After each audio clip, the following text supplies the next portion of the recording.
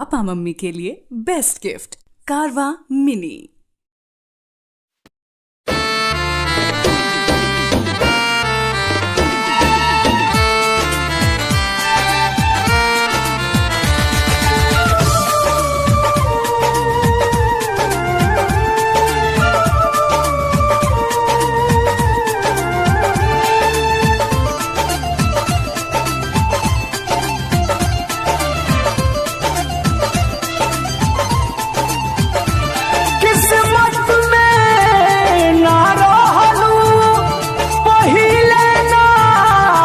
से कहलू किस्मत में ना रहलू पहिले ना हमसे कहलू प्रेमी धारा में ना बहती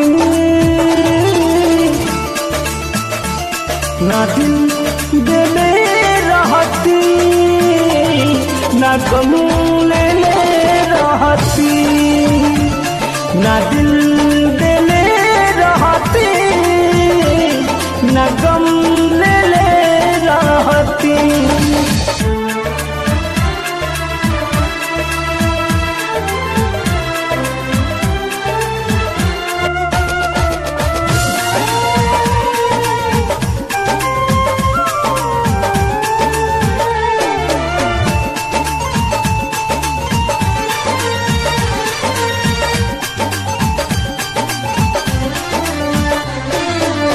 झूठे पियवलू मोहब्बत के पानी अब ससुरा में जातारू लगल बाधा बेवफाई के देह में तू नहीं तनिको धुआं तारू।